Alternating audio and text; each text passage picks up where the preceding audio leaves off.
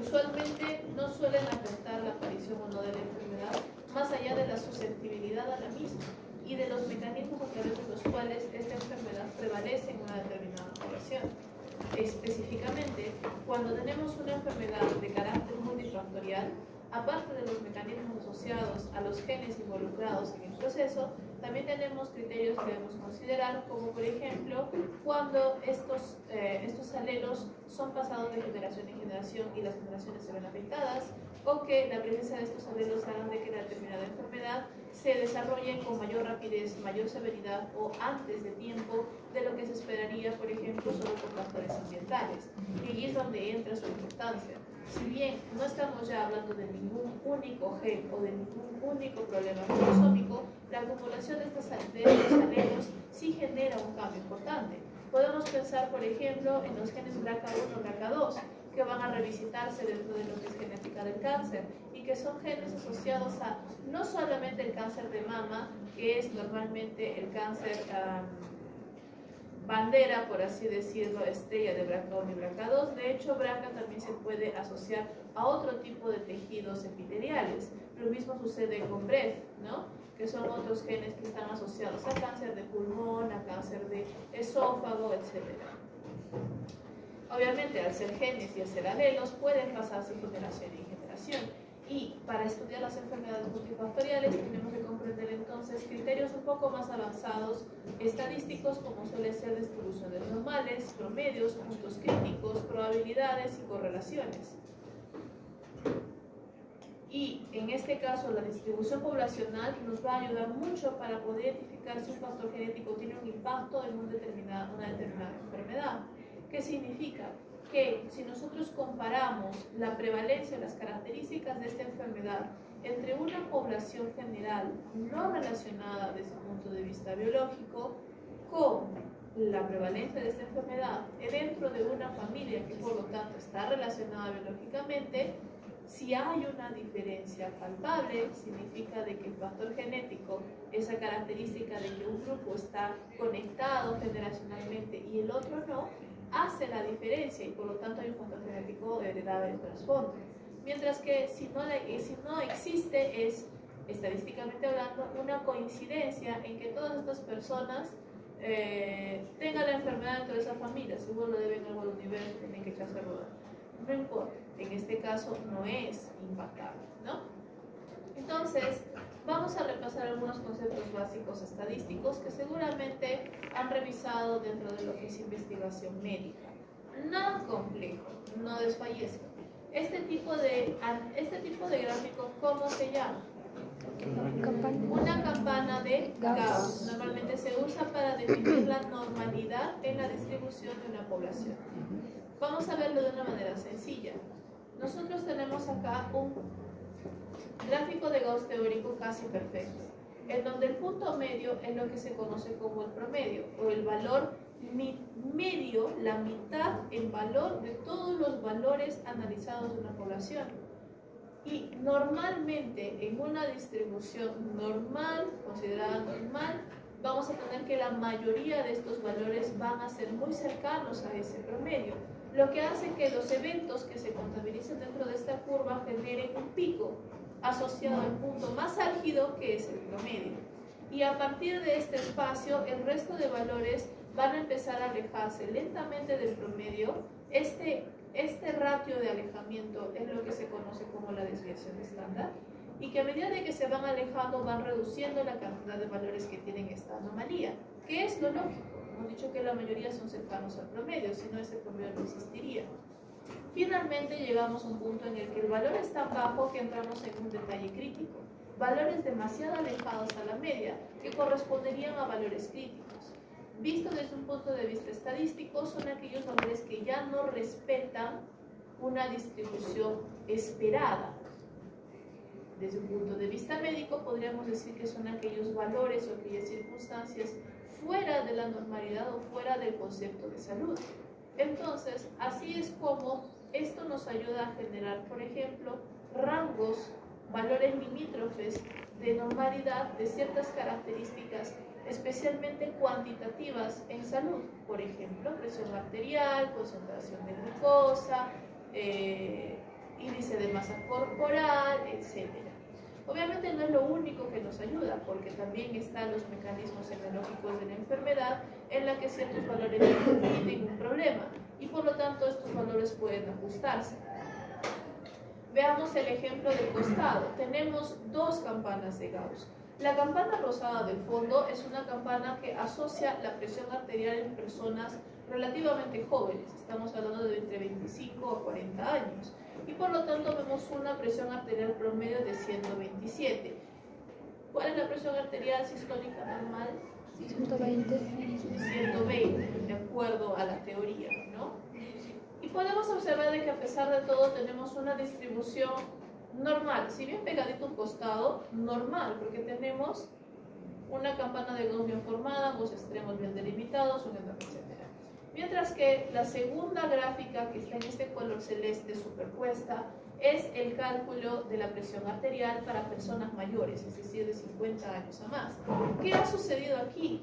El punto de promedio de esta segunda campana ya no está en el mismo punto de las personas jóvenes. Estamos hablando de 134. El promedio en personas mayores es 134, que técnicamente sería hipertensión. Pero si ustedes han escuchado alguna vez a algún doctor que mide a una persona mayor, a sus abuelitos, a sus papás, y tienen una presión de 130, ¿qué les dice? No, está controlada. Eso no es alto. Se espera que tengan esa presión, como estamos viendo, por una distribución en general de esa población con esas características ambientales. El hecho de que son mayores de edad, el hecho de que su cuerpo ya no trabaja de la misma manera, el hecho de que sus riñones ya tienen una ligera carga de deficiencia, etcétera, ¿no? Y no solo eso, si ustedes se dan cuenta, tenemos lo que se llama una ligera simetría, porque el punto más álgido de mi curva no es mi promedio. Son valores más altos o valores más bajos, mientras que la acumulación de valores más altos del extremo derecho, que es lo que estamos viendo ahí, es lo que está haciendo de que mi promedio se mueva hacia la derecha. Mientras valores más altos tenga, mi promedio varía. La comparación de estos dos promedios, por ejemplo, y si esta diferencia es estadísticamente significativa, es lo que ustedes conocerían como una prueba test-student.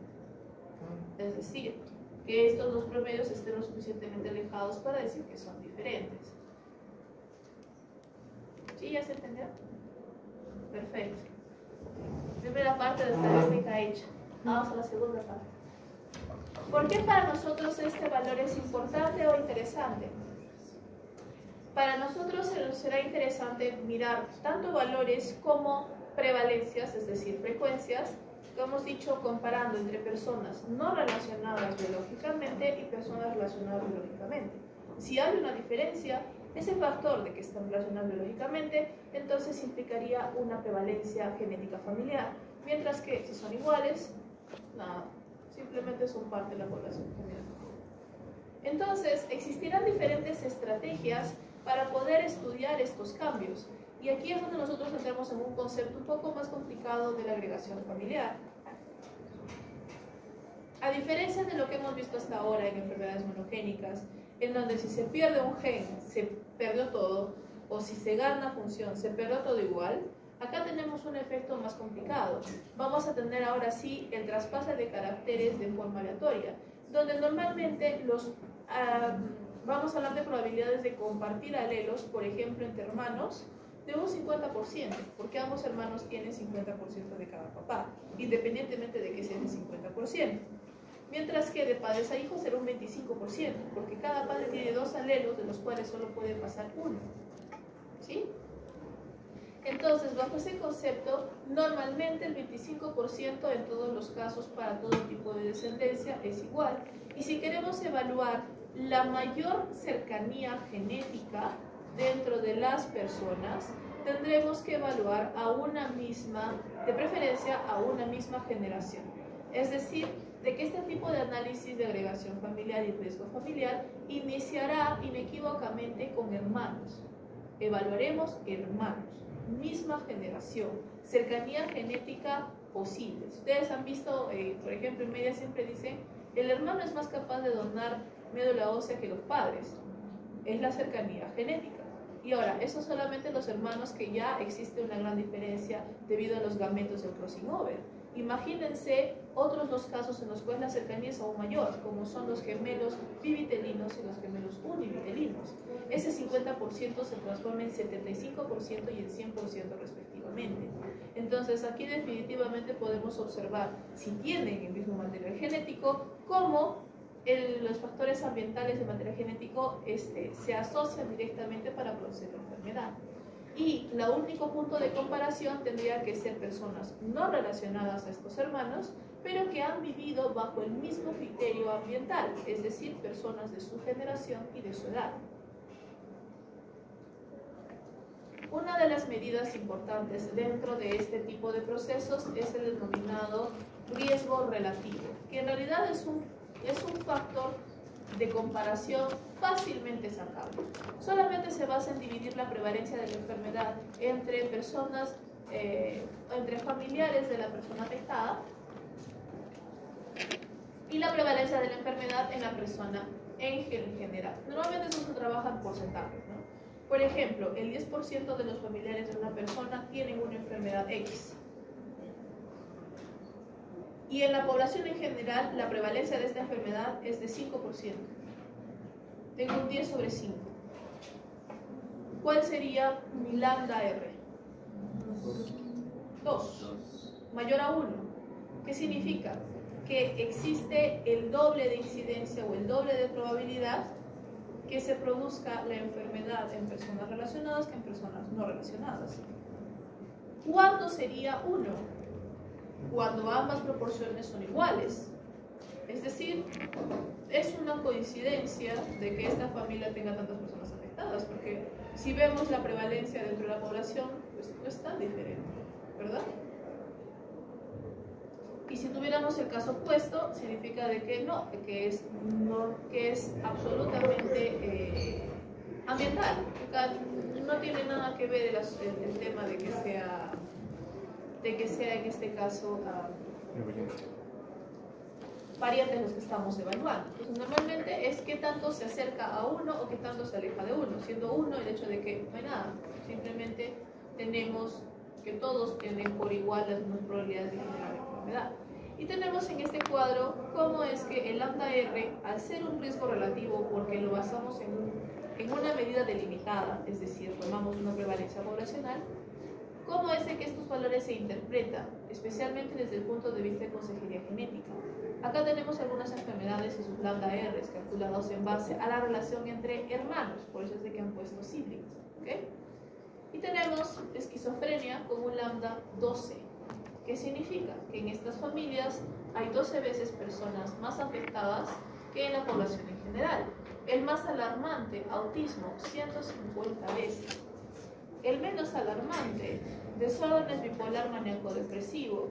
Moderadamente alarmante, enfermedad de Crohn y la esclerosis múltiple. Algo curioso entre la enfermedad de Crohn y la esclerosis múltiple es que ambas enfermedades son enfocadas en un mecanismo autoinmune inflamatorio crónico, ¿sí? Otro tipo de estrategia que tenemos son en los estudios familiares de caso control. En el estudio familiar de caso control, lo que se evalúa es la posibilidad de contribución genética y por lo tanto compara la frecuencia de una historia positiva, una historia que en este caso va a existir en familiares de la enfermedad, en familiares lejanos a los casos, con controles adecuados en función de edad y etnicidad. Entonces, por ejemplo, lo que podríamos hacer es tomar a todos los familiares de una determinada familia en una determinada generación y comparar esta incidencia, esta prevalencia de la enfermedad, por ejemplo, en los familiares de los cónyuges, que técnicamente hablando son familia política, no tienen una relación directa, pero están en una cercanía ambiental considerable. Por lo tanto, son un control adecuado. ¿Control de qué? Control de factores ambientales. En este caso, lo que nosotros no buscamos es una variabilidad muy grande, porque cada población y cada área geográfica tiene sus propios factores ambientales. Por ejemplo, nosotros nunca hemos estado en Chernobyl. Podremos comparar nuestras enfermedades y su incidencia a la población rusa, a pesar de estar en nuestra generación. No, porque no tenemos ese evento especial. Podremos comparar una generación con otra menos. Por ejemplo, esta generación ha sufrido lo que es el COVID. La mayoría de los jóvenes se han infectado de forma asintomática. Sin embargo, se ha visto de que asintomáticamente igual el COVID ha generado estragos neurológicos, de los que todavía no ha pasado suficiente tiempo para poder analizar su impacto correctamente. Entonces, esas características ambientales lo que se busca es de que sean eliminadas o controladas o reducidas y que no se vuelvan variables confusoras, que se les denomina desde el punto de vista estadístico, o también se le llaman los famosos sesgos, ¿no? Que están modificando una variable pero que no somos conscientes de cuánto la modifican porque no la queremos estudiar, simplemente está ahí para fastidiar, básicamente.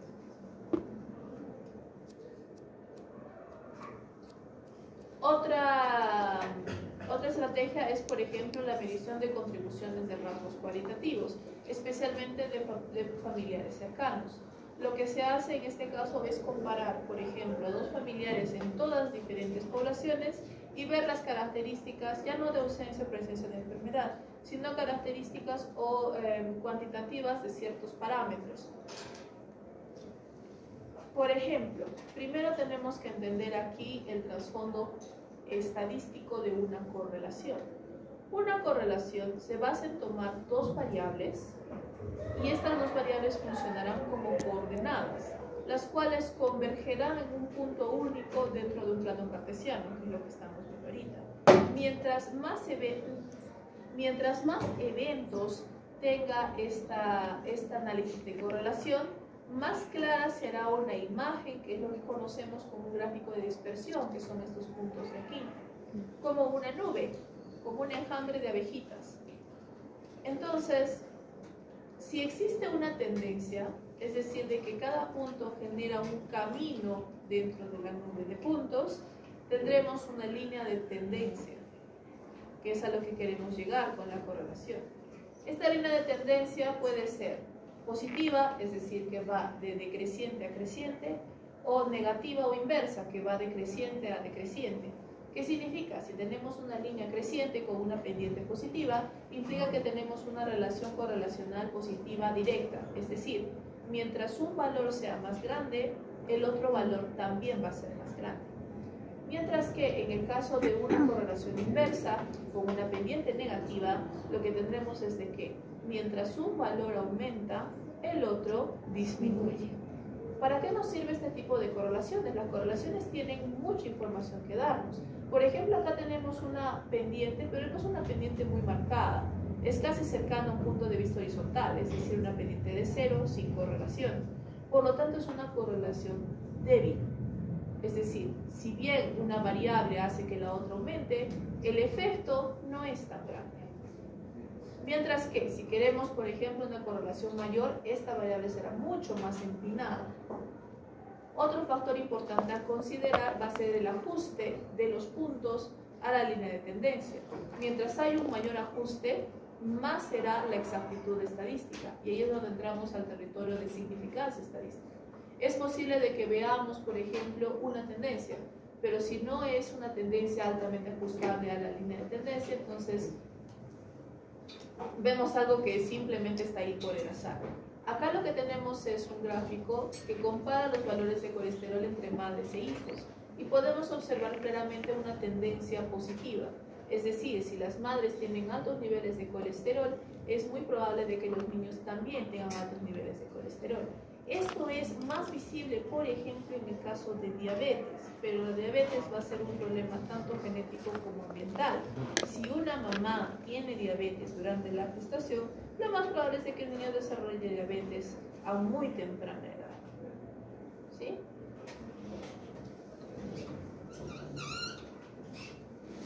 Luego tenemos otros factores, en este caso, que van a ser confusores, que pueden ser los factores ambientales.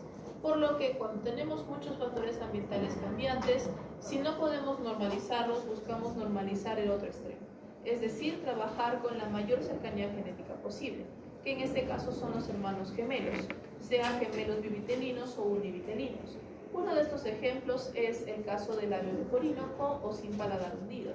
en donde realmente afecta a una cantidad considerable de personas, 1.4 de cada 1.000 neonatos a nivel mundial, eso es bastante, que en realidad afecta de manera casi, no exclusiva, pero mucho mayor a varones, y que puede ser sindrómico o no sindrómico, es decir, que puede ser heredado por parte de padres o puede ser producto directo de un problema ambiental. Por ejemplo, se sabe que el labio leporino central es un problema genético, mientras que el labio leporino lateral puede ser un problema genético tanto como puede ser un problema ambiental, es decir, la madre durante la gestación ha consumido sustancias, incluyendo alcohol, tabaco, entre otras.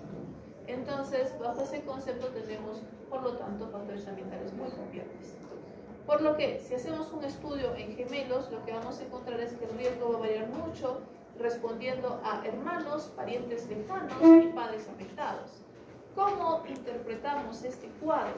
En primer lugar, interpretémoslo desde el punto de vista cero. Acá lo que tenemos son porcentajes de riesgo. Y tenemos acá el porcentaje de riesgo a padres afectados cero. Es decir, de que técnicamente hablando no hay ningún aporte genético de parte de los padres. Así que este es el riesgo existente solo contando factores ambientales. 0.1, 3, 8, 6, 4. Incluso donde tenemos familiares afectados, estos valores no varían mucho, ¿sí?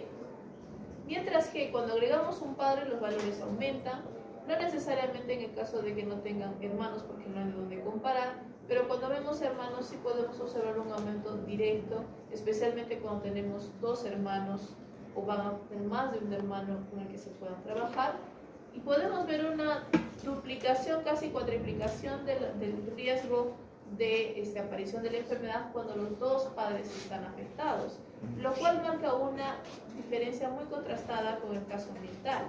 Nos está diciendo en pocas palabras que efectivamente es un defecto con carga genética, que si los padres están afectados, especialmente ambos, se requiere una asesoría genética detrás. Como hemos mencionado, y para resumir, tenemos algunas limitaciones que pueden ser los sesgos o los confusores para hacer una medición del riesgo relativo que en realidad podemos comprobar entre familiares y gemelos. Obviamente, mientras más grande sea la familia, los resultados serán más exactos. Mientras más pequeñas las familias, serán los resultados más complicados de interpretar. Tenemos también el sesgo de la historia familiar, tenemos que recordar los casos y cuáles son los controles. Luego tenemos las inferencias epigenéticas, ya que acá no estamos hablando de alelos mutados, pero sí de patrones epigenéticos de expresión que pueden ser metilaciones, glicosilaciones, que van a afectar a los genes sin haber mutaciones. Estos factores epigenéticos son en una medida heredados y en otra específicos a una persona, y que por lo tanto son un sesgo en sí mismo, porque no son un factor ambiental, pero tampoco son un factor genético fácilmente medible. Entonces van a ser confusores.